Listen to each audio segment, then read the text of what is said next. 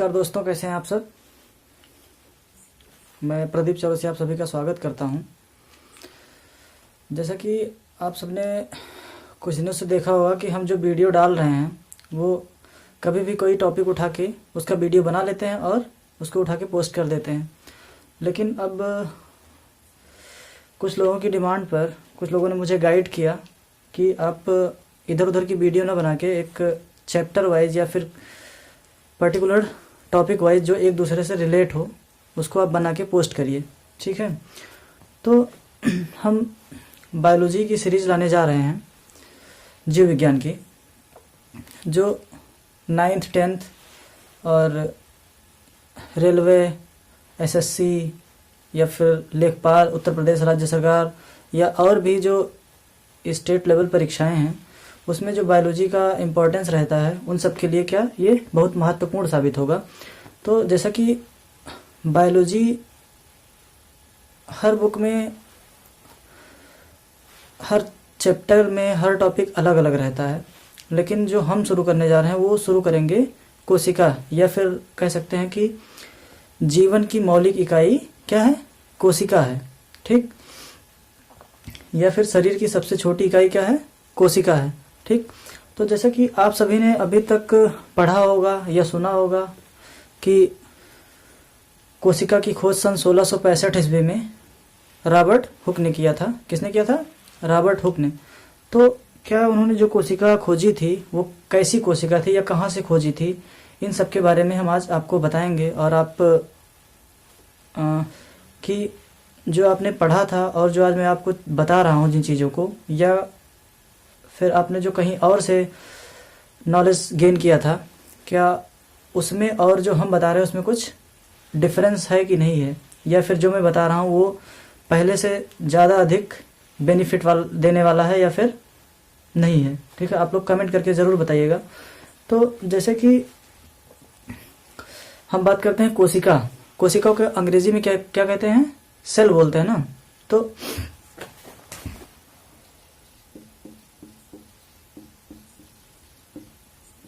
कोशिका जिसको बोलते हैं क्या, सेल। ठीक, तो जो कोशिका में जो इसका अंग्रेजी बोलते हैं, सब अंग्रेजी नाम भाई, इसके तो लेटर्स जो है वो क्या है, CELL क्या है, ये तो सब है तो इंग्लिश के अल्फ़ाबेट ही है ना। लेकिन ये अंग्रेजी का अक्षर ना होते हुए क्या है, ये हमारा है लैटिन वर्ड। ठीक है, क्या, लैटिन वर्ड। ठीक है, और ये किससे बना हुआ है, ये लैटिन भाषा के सेलुला या फिर सेलुला से बना है, और जिसका अर्थ होता है, जिसका जो अर्थ होता है छोटा कमरा या कोठरी। देखिए, मैं आप लोगों से एक रिक्वेस्ट करूंगा कि आप जब वीडियो देखने बैठिए तो इसको क्या करिए, एक कॉपी और पेन लेके बैठिए। जो मैं चीज़ों को बता रहा हूँ उसको आप नोट करते चलिए, या फिर अभी देखिए मेरे पास अभी पूरा सिस्टम अवेलेबल नहीं हुआ है, जो हर प्रकार की डिवाइस नहीं अवेलेबल हुई है कि मैं आपको PDF में नोट्स प्रोवाइड करवा सकूं। लेकिन क्या PDF में होता क्या है ना, मैं अपना एक्सपीरियंस बता रहा हूं, दुनिया भर के PDF इकट्ठा हो जाते हैं और उसको इंसान पढ़ता नहीं है। तो बेहतर ये होगा कि आप जो मैं बता रहा हूं उसको मेरे साथ ही कॉपी में नोट करते चलिए, अपनी नोटबुक में उसको नोट करते चलिए। ठीक है, तो हमने क्या बताया, सेलुला जो हमारा कोशिका है, या जो जीवन की मौलिक इकाई, सबसे छोटी इकाई क्या है, कोशिका है। शरीर की सबसे छोटी इकाई कोशिका है। इसको कहाँ से लिया गया है, जो सेल है, ये सेल वर्ड भाई देखने में तो एक एक अक्षर CELL, ये क्या है, ये अल्फाबेट है, लेकिन ये क्या है, लैटिन वर्ड है। और ये किससे बना, सेल बना हुआ है सेलुला से, जिसका अर्थ होता है छोटा कमरा या कोठरी। ठीक है, तो इसको एक लाइन में हम जान लेते हैं कि जो कोशिका होती है, जो कोशिका होती है, कोशिका हमारे जीवन की सबसे छोटी संरचनात्मक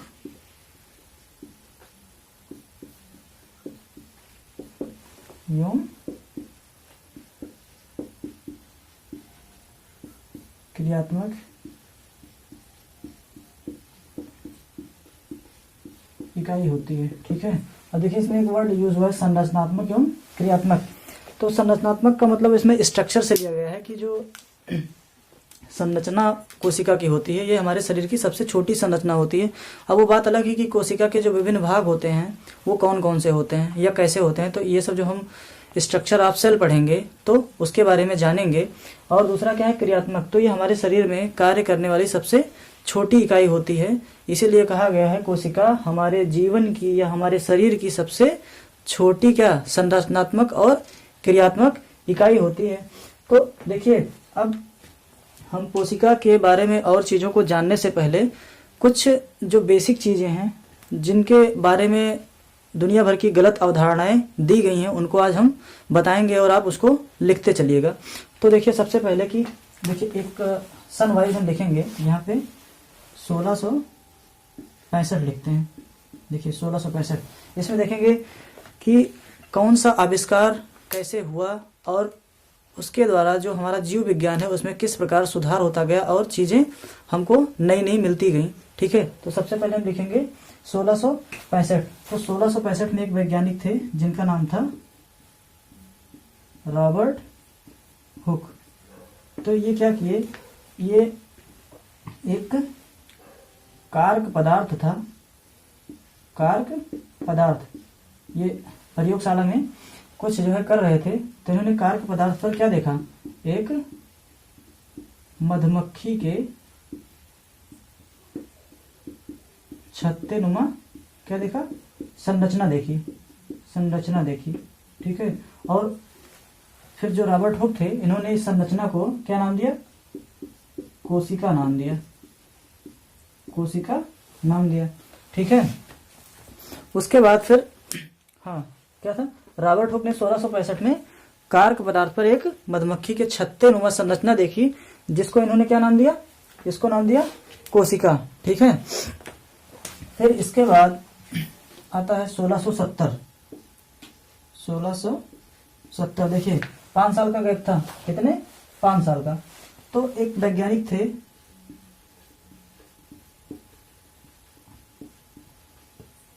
लियोन हार्ट, इन्होंने क्या किया, इन्होंने जो एक कोशिकीय जंतु होते हैं,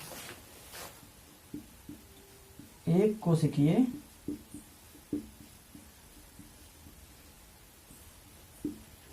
कोशिकीय जंतु, उसके बाद पादप और जीवाणुओं को, आप लोग कमेंट करके बताइएगा जो जीवाणु होते हैं इनको इंग्लिश में क्या कहते हैं। जीवाणु किससे देखा, सूक्ष्मदर्शी से देखा, सूक्ष्मदर्शी। यहाँ पे जो सूक्ष्मदर्शी थी ये सरल सूक्ष्मदर्शी से देखा। ठीक है, उसके बाद फिर इसके एक साल बाद 1671 में एक वैज्ञानिक थे जिनका नाम था मार्सेलो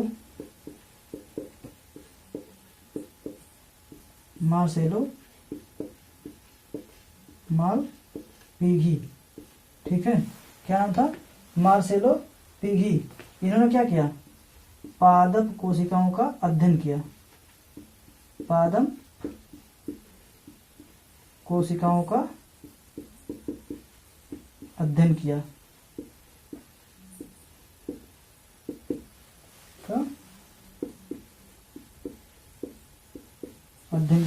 ठीक, उसके बाद फिर आता है 1710। ठीक है, 1710 ईस्वी में एक वैज्ञानिक थे विल्सन। ठीक है, इन्होंने क्या किया, संयुक्त सूक्ष्मदर्शी बना डाला, संयुक्त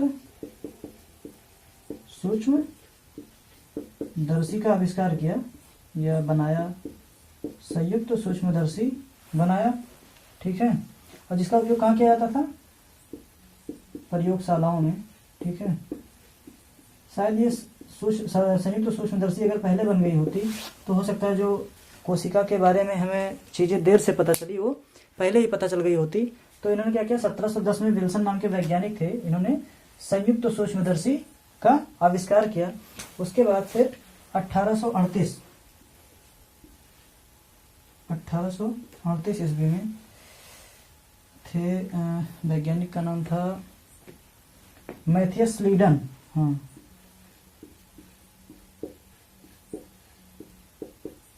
मैथियस स्लीडन, ठीक। तो जो मैथियस स्लीडन थे, इन्होंने क्या किया, जो पादप मतलब आप लोग कमेंट करके बताइएगा पादप किसे कहते हैं। तो जो पादप कोशिका थी, पादप कोशिका का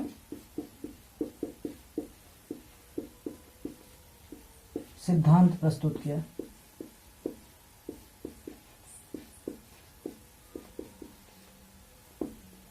ठीक है। किसका? पादप कोशिका का सिद्धांत प्रस्तुत किया। उसके बाद फिर 1839, अभी तो दिखाई देगा ना, हाँ। फिर आते हैं 1839 में एक वैज्ञानिक थे,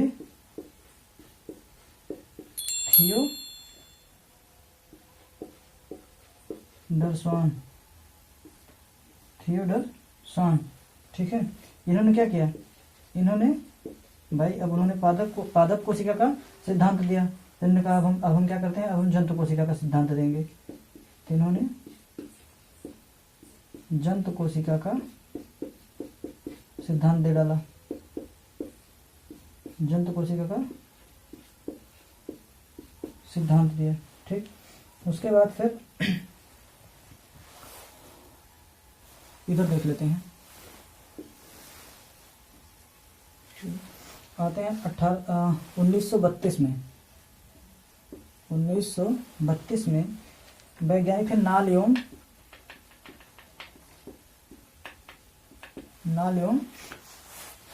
रुस्का। क्या नाम था? नालियोन रुस्का। तो इन्होंने क्या किया, इन्होंने इलेक्ट्रॉन सूक्ष्मदर्शी का आविष्कार किया। किसका? इलेक्ट्रॉन सूक्ष्मदर्शी का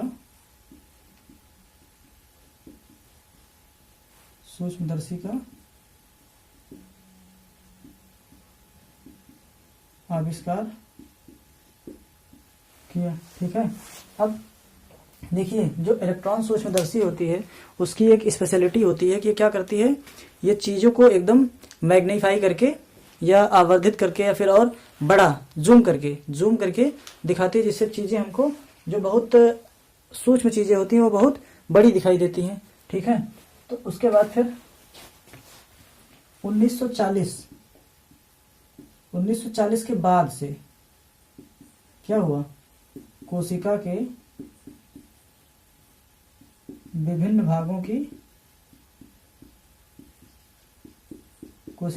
भागों का अध्ययन शुरू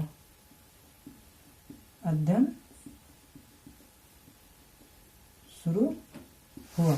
मतलब कि यहाँ पे हम कहेंगे कि जब 1932 में नालियोन रुस्का नाम के जो वैज्ञानिक थे, इन्होंने इलेक्ट्रॉन सूक्ष्मदर्शी का आविष्कार किया।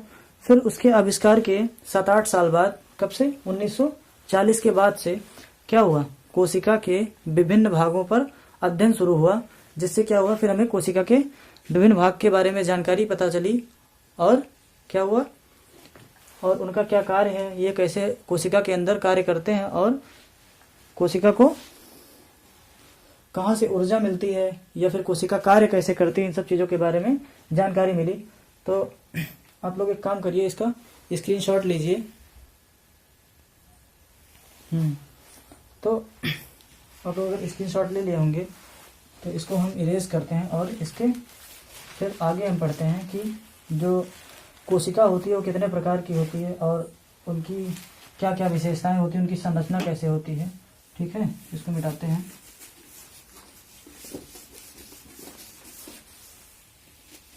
बोर्ड हमारा थोड़ा छोटा है, इसमें ज़्यादा चीज़ें नहीं आती हैं।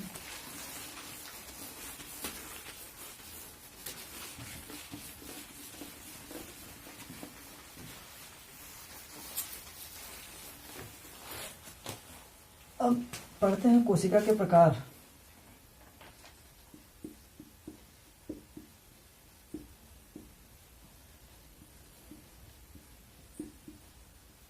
कोशिका के प्रकार या फिर बोलते हैं टाइप्स ऑफ सेल्स। ठीक, तो ये मुख्यतः दो प्रकार की होती है। एक होती है क्या, प्रोकैरियोटिक, और दूसरा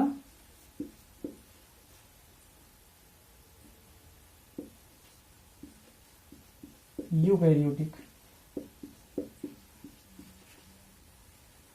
क्या है, यूकैरियोटिक। ठीक है, तो आइए हम जानते हैं कि जो प्रोकैरियोटिक होती है उसके बारे में पहले जानेंगे।